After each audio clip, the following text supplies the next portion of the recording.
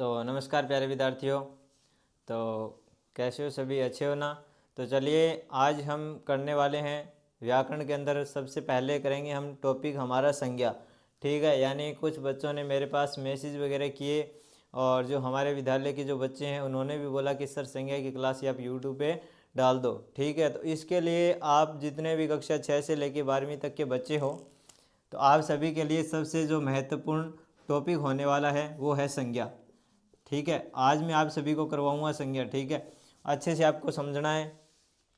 एक ही क्लास में मैं कंप्लीट संज्ञा आपकी करवा दूंगा। ठीक है, चाहे कितनी भी बड़ी क्लास हो जाए आपको एक क्लास के अंदर ही आपको कंप्लीट संज्ञा है वो मिल जाएगी। हम पार्टों में डिवाइड है वो नहीं करेंगे। ठीक है, अगर आधे घंटे की वीडियो तो आप आराम से देख लेना, एक क्लास के ही अंदर आपको संज्ञा है वो अच्छे तरीके से समझ में आ जाएगी। ठीक है, तो देखिए सबसे पहले हम संज्ञा टॉपिक को समझ लेते हैं।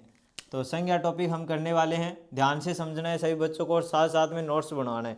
ठीक है, सभी बच्चे साथ साथ में नोट्स बनाएंगे। ठीक है, तो देखिए आप सभी को, जैसा कि आप सभी बच्चे जानते हैं कि जो जो मैं आपको ये ग्रामर यानी जितने भी आपको व्याकरण करवाऊँगा हिंदी की वो सब इस बुक में से करवाऊँगा। ठीक है, यानी ये बुक है हिंदी ग्रामर की, हिंदी व्याकरण की, ये मेरी खुद की लिखी हुई बुक है। ठीक है, अगर आपको ये बुक चाहिए तो आप कमेंट में मेरे को बता देना। इस जो बुक है इसका प्राइस रहेगा आपका 350 रुपये। ठीक है, अगर आपको लेनी हो तो इसमें नोट्स की तरह तैयार किए हुए सभी यानी जितने भी व्याकरण हैं यानी संज्ञा सर्वनाम सभी आपके टॉपिक है वो इसमें नोट्स के द्वारा आपको उपलब्ध मिलेंगे। ठीक है, इसकी PDF ही है, PDF अगर आपको चाहिए तो वो भी बता देना, PDF भी प्रोवाइड करवा दूँ मैं। PDF का आपका 150 रुपये प्राइस रहेगा। ठीक है, 150 रुपये रहेगा। लेकिन देखिए इसके अंदर आपको सबसे खास बात यह है कि आपको हाथों से लिखे हुए नोट्स मिलेंगे इसमें। ठीक है, यानी किसी की कॉपी पेस्ट नहीं की हुई है, मेरे अच्छे से तैयार करके ये यानी तैयार किए हुए हैं और इसी में से मैं सब कंप्लीट आपकी व्याकरण है वो करवाऊँगा। ठीक है, कक्षा 6ठी 7वीं 8वीं 9वीं 10वीं 11वीं 12वीं के जितने भी बच्चे हैं उन सभी बच्चों के लिए ये क्लास महत्वपूर्ण होने वाली है। तो सभी बच्चे फटाफट से क्लास में आ जाइए और चलिए देख लेते हैं। सबसे पहले हम हमारा टॉपिक करेंगे संज्ञा। ठीक है, तो संज्ञा हम कक्षा 3री 4थी क्लास में से पढ़ने शुरू हो जाते हैं और लास्ट तक संज्ञा को पढ़ते हैं। ठीक है, तो मैं आपको यानी अच्छे से करवाऊँगा। इसकी परिभाषा मैंने आपके सामने लिख रखी है, आप ध्यान से देख लो। यानी संज्ञा को अगर हम संधि करें, संज्ञा की संधि करें तो यानी सम धन ज्ञा। संज्ञा की संधि क्या होगी? सम धन ज्ञा। सम का मतलब होता है बच्चों समान, सम का मतलब होता है समान। ठीक है, और ज्ञा का मतलब होता है जानना, यानी समान जानना। ठीक है, अगर हम इसकी परिभाषा की बात करें तो परिभाषा इसकी रहेगी कि किसी व्यक्ति वस्तु स्थान इत्यादि के नाम या उनकी जाति अथवा किसी भाव के अर्थ का बोध कराने वाले शब्द क्या कहलाते हैं? संज्ञा कहलाते हैं बच्चों। यानी किसी व्यक्ति हो यानी कोई व्यक्ति हो या कोई वस्तु हो, चाहे कोई स्थान की बात हो या किसी के भाव की बात हो, रंग रूप की बात हो, आकार की बात हो, किसी तरह की बात हो, वो सब किस में आएंगे? संज्ञा के अंदर हमें पढ़ेंगे। ठीक है, यानी ये इसकी परिभाषा है। यानी दोबारा से देख लीजिए, किसी व्यक्ति वस्तु स्थान इत्यादि के नाम और उनकी जाति अथवा भाव के अर्थ का बोध कराने वाले शब्द क्या कहलाते हैं? संज्ञा कहलाते हैं। ठीक है, अगर जैसे मैं बात करूं, देखिए किस प्रकार से, जैसे मैंने लिखा बच्चों पशु, मैंने लिखा पशु। ठीक है, पशु, मैंने लिखा गाय, मैंने लिखा गाय, गाय का मैंने लिखा यानी गाय का मैंने लिख दिया नस्ल, लिख दिया राठी। ठीक है, मैंने क्या लिखा? राठी। तो ये क्या है? यानी ये क्या है? जाति है। ये क्या है? जाति है। और ये क्या है? यानी ये दोनों है जाति। ये बच्चों इसकी ये क्या है? जाति है।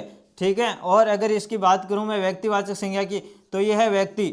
ठीक है, यानी इसका विशेष नाम दे दिया गया है। यानी मैं आपको आगे और समझाऊंगा अच्छे से। जिस प्रकार से देखिए मनुष्य, मैंने बोला मनुष्य, मनुष्य। ठीक है, मनुष्य के अंदर मैंने बोल दिया लड़का, मैंने बोल दिया लड़का, लड़का कोई भी हो सकता है, जैसे मैंने बोल दिया रमेश। ठीक है, तो ये हो गया जातिवाचक, ये क्या हो गया? जातिवाचक। और ये हो गया व्यक्तिवाचक। जातिवाचक में यानी पूरी जाति के अंदर एक किस्म का जो होता है वो इसके अंदर आता है। ठीक है, यानी इस प्रकार से हम पढ़ेंगे। यानी पशु है, ये जाति है, गाय है जाति है। अगर हम इसको विशेष नाम दे देते हैं तो ये किसके अंदर आता है? व्यक्तिवाचक में आएगा। ठीक है, उसके बाद में देखिए मनुष्य, मनुष्य तो बहुत हैं, यानी मनुष्य हमारी जाति है, लेकिन इस मनुष्य के अंदर यानी लड़का लड़की ये भी क्या है? जाति है। अगर हमारा कोई खास नाम दे दिया जाए, यानी रमेश नाम दे दिया, तो इसका मतलब ये क्या है? व्यक्तिवाचक है। ठीक है, ये ध्यान रखना। उसी प्रकार से देखिए पशु है, गाय है, इन दोनों में भी क्या है, जातिवाचक संज्ञा। इसको नाम दे दिया, यानी गाय की नस्ल बहुत प्रकार की होती है, जैसे थारपारकर हो गई, राठी हो गई, यानी अलग अलग प्रकार की जो नस्लें होती हैं वो कि में आई। अगर किसी नस्ल का नाम दे दिया जाता है तो व्यक्तिवाचक में आएगा, अगर सीधा गाय नाम दे दिया या पशु नाम दे दिया तो वो किस में आएगा, जातिवाचक में आएगा। ठीक है, तो उसके बाद में मैं बात करूं, यानी इसके बाद में मैं अगर बात करूं, अब अगर हम बात करें संज्ञा के भेद की, यानी संज्ञा के प्रकार। संज्ञा के प्रकार कितने होते हैं, यानी संज्ञा के भेद की बात करें तो संज्ञा के भेद होते हैं 3। नंबर 1 आपका हो गया व्यक्तिवाचक संज्ञा। कौन सा हो गया, व्यक्तिवाचक संज्ञा। ठीक है, उसके बाद में दूसरा इसका भेद हो गया, वो हो गया जातिवाचक संज्ञा। दूसरा हो गया जातिवाचक संज्ञा। ठीक है, और तीसरा हो गया आपका भाववाचक संज्ञा। ये इसके 3 भेद है संज्ञा की, ये हम पढ़ेंगे विस्तार पूर्वक, आपको अच्छे से समझना है। ठीक है, और अगर इसमें 2 भेद की और बात करूं मैं तो चौथा आपका रहेगा द्रव्यवाचक संज्ञा। 5 प्रकार होते हैं द्रव्यवाचक संज्ञा। और लास्ट आपका हो गया समूह, यानी लास्ट आपका हो गया समूहवाचक या समुदायवाचक, समूह या समुदायवाचक संज्ञा। ठीक है, यानी इसके अंदर क्या है, यानी ये 5 प्रकार है, लेकिन ये 2 प्रकार की मैं बात करूं, 4 नंबर और 5 नंबर, ये प्रकार है जातिवाचक संज्ञा के। ठीक है, अगर आपने नहीं पढ़ा है तो अब पढ़ाऊंगा मैं। यानी जातिवाचक के अंदर इन दोनों का जो हम जिक्र करने वाले हैं, एक तो द्रव्यवाचक का और समूहवाचक का। सबसे पहले हम पढ़ेंगे व्यक्तिवाचक के बारे में। सबसे पहला टॉपिक आप लगाइए व्यक्तिवाचक संज्ञा, इसकी परिभाषा वगैरह मैं आपको करवा देता हूँ। इसको लिखो आप, इतने को एक बार नोट कर लो। उसके बाद में पहला टॉपिक आपको लगाना है व्यक्तिवाचक संज्ञा। यानी सबसे पहला भेद हमारा है व्यक्तिवाचक संज्ञा। इसमें देखिए सबसे पहले इसकी परिभाषा के बारे में समझिए आप। आपका ध्यान किधर है, देखिए बोर्ड की तरफ देखिए। अब सबसे पहला भेद जो हमारा रहेगा वो रहेगा यानी व्यक्तिवाचक संज्ञा। व्यक्तिवाचक संज्ञा के अंदर यानी खुद, यानी कोई खास यानी कोई जगह का नाम ले दिया जाए, या किसी व्यक्ति का नाम ले दिया जाए, या किसी यानी कोई वस्तु का नाम दे दिया जाए, यानी कोई खास वस्तु का नाम दे दिया जाए, तो उसको क्या कहते हैं, व्यक्तिवाचक संज्ञा कहते हैं। लेकिन इसकी अगर परिभाषा की मैं बात करूं तो परिभाषा देख लीजिए कि किसी व्यक्ति, वस्तु, स्थान इत्यादि के नाम का बोध कराने वाले शब्द क्या कहलाते हैं, व्यक्तिवाचक संज्ञा कहलाते हैं बच्चों। यानी इसके अंदर देखिए किसी, अगर यहाँ पे नाम लिख दिया जाए खास, यानी यहाँ पे नाम लिख दिया मैंने खास, यानी किसी खास व्यक्ति, खास वस्तु या खास स्थान इत्यादि के नाम का बोध कराने वाले शब्द क्या कहलाते हैं, व्यक्तिवाचक संज्ञा कहलाते हैं। कैसे देखिए, जैसे व्यक्तियों के नाम देखिए मोहन, सोहन, सीता, गीता, लता इत्यादि। यानी जैसे मैं बोलूं कि मोहन खेल रहा है, ठीक है, यानी मोहन क्या कर रहा है, खेल रहा है, लेकिन हमें पता है कि मोहन किसका नाम है, यानी यहाँ पे नाम दे दिया। मैं बोलूं कि बच्चे खेल रहे हैं तो बच्चे तो बहुत सारे हैं, कोई भी बच्चा हो सकता है, लेकिन इसमें क्या कर दिया, यानी व्यक्ति का नाम है वो दे दिया। ठीक है, उसको एक पहचान दे दी, मेन बात ये है। ठीक है, उसके बाद में देखिए वस्तुओं के नाम की अगर मैं बात करूं, देखिए पंखा, तो पंखा तो एक जाति है, यानी पंखे तो बहुत प्रकार के, इनकी कंपनियां बहुत है, लेकिन यहाँ पे नाम दे दिया उषा पंखा, यानी एक कंपनी का नाम दे दिया, इसका मतलब ये व्यक्तिवाचक में आएगा। ठीक है, उसके बाद में देखिए मैं बात करूं टीवी की, तो टीवी क्या है, यानी टीवी तो बहुत सारे हैं, लेकिन यहाँ पे एक खास किस्म, यानी एक कंपनी का नाम दे दिया एलजी टीवी, तो ये क्या हो गया, ये हो गया आपका व्यक्तिवाचक संज्ञा। उसके बाद में लैपटॉप, तो आपको पता है लैपटॉप बहुत कंपनियों के यानी आ गए हैं इस मार्केट के अंदर, लेकिन यहाँ पे नाम दे दिया एचपी, यानी एक खास कंपनी का नाम दिया, तो ये क्या हो गया, यानी इसके अंदर ये लैपटॉप के एचपी कंपनी का नाम दे दिया, इसका मतलब ये खास हो गया। ठीक है, उसके बाद में देखिए गोल्डेक्स पेन है, आपने देखा वो गोल्डेक्स पेन बहुत ज़्यादा आजकल ट्रेंडिंग में चल रहे हैं, बहुत अच्छे चलते हैं, यानी ये भी क्या है, यानी एक नाम दे दिया, पेन है, अगर सीधा पेन लिख दिया जाए तो पेन तो बहुत है, लेकिन नाम दे दिया एक खास किस्म का कि यहाँ पे गोल्डेक्स का पेन ही है। ठीक है, तो ये किसके अंदर आ गया, व्यक्तिवाचक संज्ञा के अंदर आ गया प्यारे बच्चों। अब उसके बाद में देखिए मैं बात करूँ स्थानों की, स्थान आ गया जयपुर, जापान, भारत, राजस्थान, हनुमानगढ़ इत्यादि, यानी यहाँ पे क्या दे दिया, नाम दे दिया।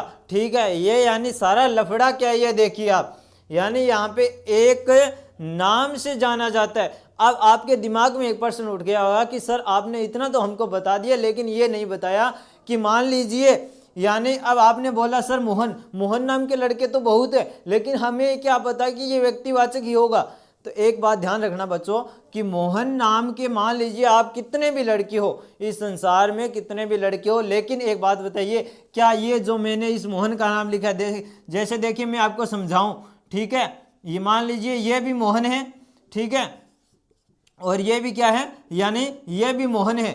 अब इन दोनों के अंदर फर्क क्या है वो देखिए।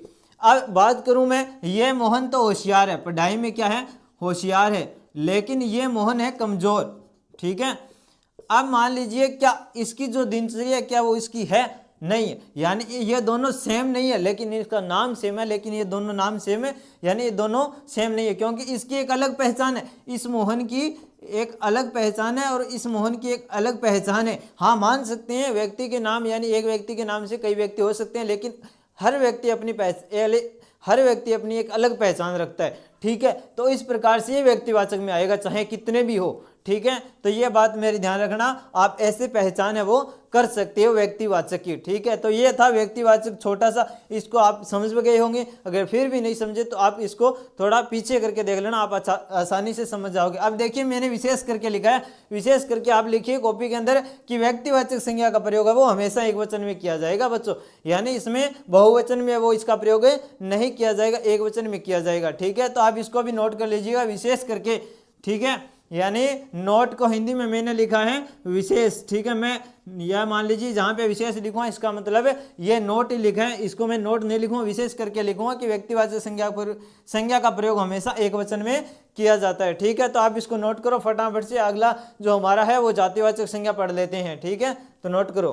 देखिए प्यारे बच्चों, दूसरा हमारा क्या है, जातिवाचक संज्ञा है, यानी पहला हमने व्यक्तिवाचक पढ़ लिया, उसके बाद में दूसरा जातिवाचक क्या है, इसकी परिभाषा देखिए। यानी जातिवाचक संज्ञा की परिभाषा है कि किसी प्राणी, यानी अब क्या है, किसी प्राणी वस्तु स्थान, यानी किसी प्राणी वस्तु स्थान इत्यादि की पूरी जाति या वर्ग का बोध कराने वाले शब्द क्या कहलाते हैं, जातिवाचक संज्ञा शब्द कहलाते हैं।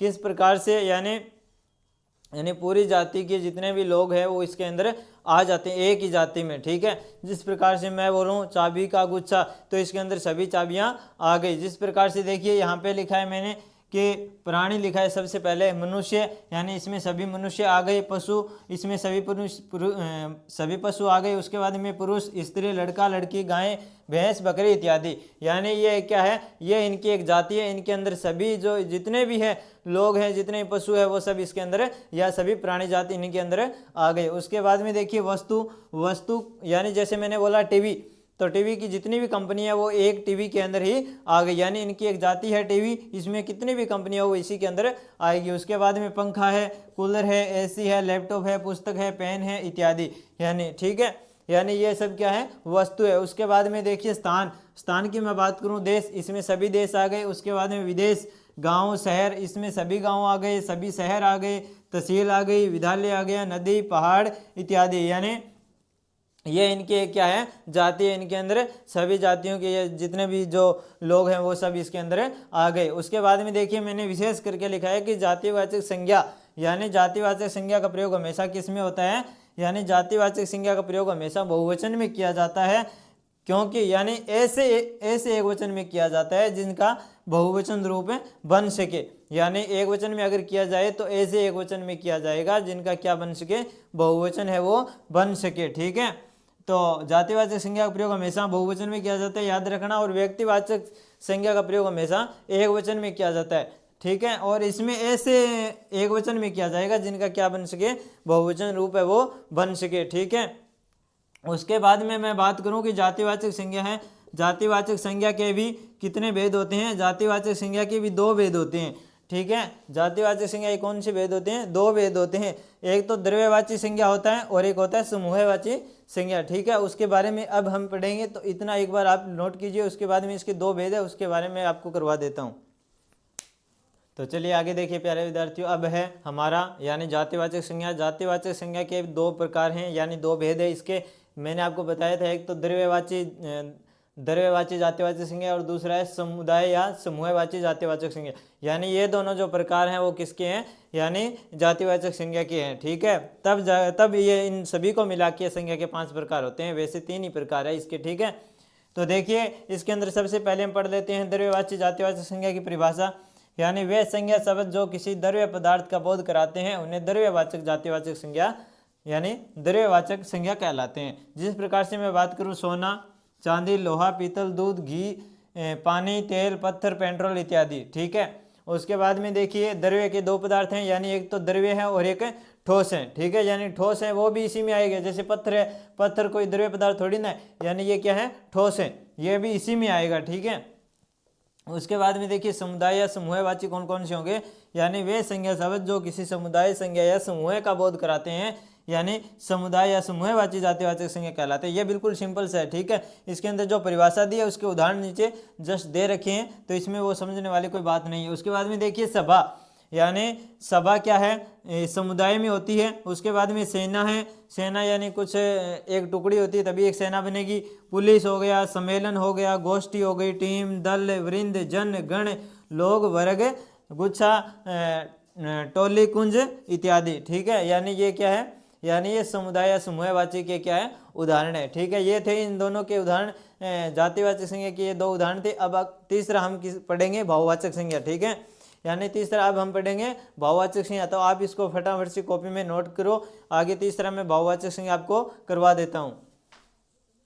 चलिए प्यारे बच्चों आगे देखिए, 3 नंबर हमारा है भाववाचक संज्ञा, ठीक है। यानी व्यक्तिवाचक हमने पढ़ लिया, जातिवाचक पढ़ लिया, अब तीसरा हमारा है भाववाचक संज्ञा, ठीक है। लेकिन इतने से काम नहीं चलेगा, मैं इन तीनों जो व्यक्तिवाचक संज्ञा है, जातिवाचक संज्ञा है, भाववाचक संज्ञा यानी संज्ञा की जो 3 भेद है, इन सभी की पहचान और करवाऊंगा एक एक दो, ठीक है, ताकि आप कहीं भी कंफ्यूज न हो। कोई भी अगर आपसे प्रश्न पूछा जाता है तो आप फटाफट से उसका उत्तर है वो कर सको, ठीक है, गलत नहीं करोगे आप। देखिए सबसे पहले देखिए भाववाचक संज्ञा, यानी भाववाचक संज्ञा की परिभाषा क्या है, यानी वे संज्ञा शब्द जो किसी, यानी वे संज्ञा शब्द जो किसी भाव, अवस्था, गुण, दोष, आकार, स्वभाव, दशा और दिशा इत्यादि के अर्थ का बोध कराते हैं, यानी बोध कराते हैं, भाववाचक संज्ञा शब्द कहलाते हैं। जिस प्रकार से देखिए अमीरी, गरीबी, बुढ़ापा, जवानी, बचपन, सुख, दुख, प्रार्थना, प्रेम, प्यार, स्नेह इत्यादि यानी आदि, यानी ये वो शब्द हैं जिनसे हमें क्या पता चलता है, भाववाचक संज्ञा का वो पता चलता है। किस प्रकार से देखिए, अब देखिए यानी ये भाववाचक संज्ञा है,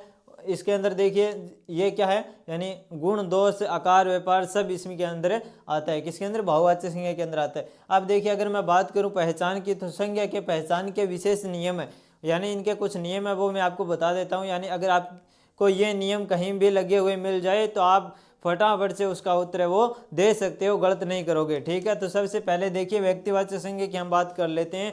तो व्यक्तिवाचक संज्ञा का कोई भी शब्द जब अपने साथ अन्य का नाम, यानी व्यक्तिवाचक संज्ञा शब्द जब अपने साथ अन्य नाम का बोध कराता है तो उस अन्य नाम में कौन सी संज्ञा होगी, जातिवाचक संज्ञा होगी, ठीक है। यानी खुद के अंदर जातिवाचक संज्ञा नहीं होगी, यानी अपने साथ किसी और का नाम का, यानी किसी और का नाम जोड़ते हैं और उसका हमें बोध करवाता है तो उसमें जातिवाचक संज्ञा होगी।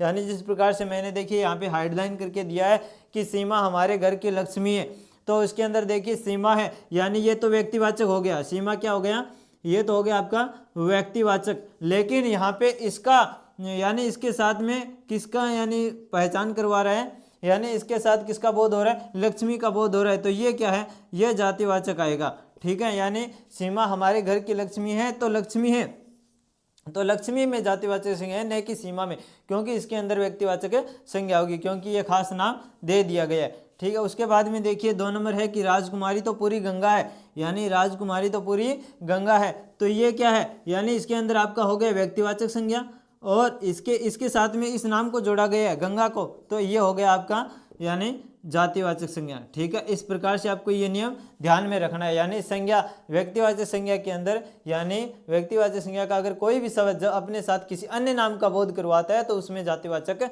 संज्ञा होगी, ठीक है। तो आप इसको नोट करो। उसके बाद में जो भाववाचक जातिवाचक संज्ञा उसका नियम बताऊंगा, उसके बाद में जो आपकी भाववाचक संज्ञा उसके नियम है वो बता दूंगा, तो आप एक बार इतना नोट कीजिए।